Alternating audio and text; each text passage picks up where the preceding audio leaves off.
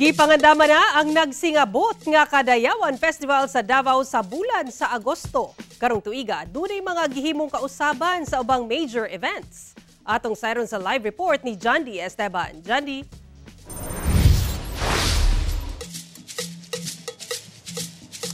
Sara, usa sa mga kabaguhan sa Kadayawan Festival Celebration karong tuiga, ang dagkong mga events nga pamulak ug ang idak-indak ipahigayon na lang na sa susamang adlaw. Kung anong atong sayron.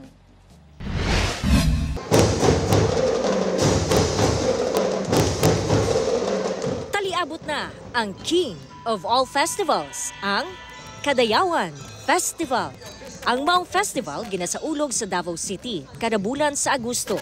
Agig pagpasalamat sa abundang ani ug ang pagpasigarbo ingunan pag-ila sa 11 ka tribo sa Dakbayan. Karong tuiga sa Agosto 8 kini formal nga ablihan. Usa sa mga kabaguhan ang duha ka highlight events nga pamulak ug indak-indak ipahigayon sa usa na lang ka adlaw. Dili sama sa naandan nga mauna ang indak-indak ug sundan sa pamulak sa sunod adlaw. Ang pamulak magsugod alas 6 sa buntag ug laumang matapos alas 12 sa udto.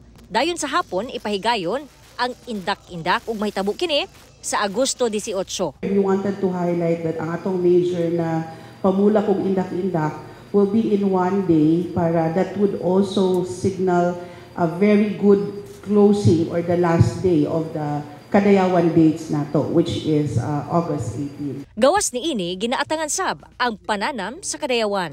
Dini promotar ang mga pagkaon ug mga produkto sa 11 ka tribo nga magsugod Agosto 9 hangtod 18 sa Magsaysay Park. Dili mawala ang hiyas sa Kadayawan ug ang dula Kadayawan. 59 million pesos ang gastuhon alang sa maong selebrasyon. Ang Ironman atol usab sa Kadayawan Celebration ipahigayon. Mipasalig ang Public Safety and Security Office nga mamahimong hapsay ug malinawon ang kasaulugan. Ilabi pa nga naa sa 250,000 ka turista ang ginalantaw nga makigduyog sa selebrasyon. Libuan ka safety and security personnel ang i-deploy alang sa Kadayawan Celebration. For the whole month celebration, we have 20,485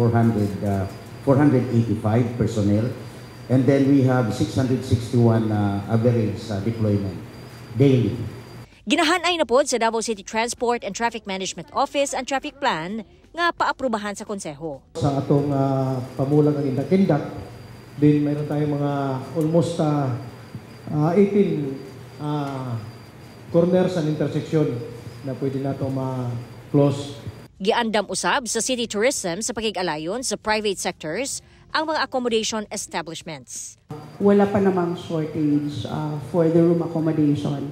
And in fact, we are also checking the occupancy nila. So far, wala pa namang advice of fully booked status within the period of our Kadayawan. We have alternative accommodations. We have the hotels, we have resorts, we have self-site accommodations also, so that we are able to cater to the influx of tourists. I challenge everybody to join in making this a very, very successful 39th Kadayawan, to show everybody, not only the Philippines, but the world that, Davao stands as one.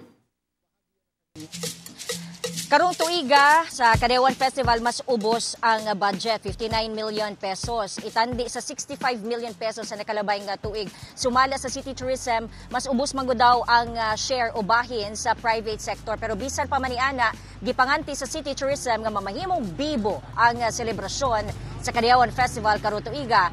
Giauhag lang nila ang partisipasyon sa mga Davaoenyo. Sara. Okay, daghang salamat, Jandy Esteban.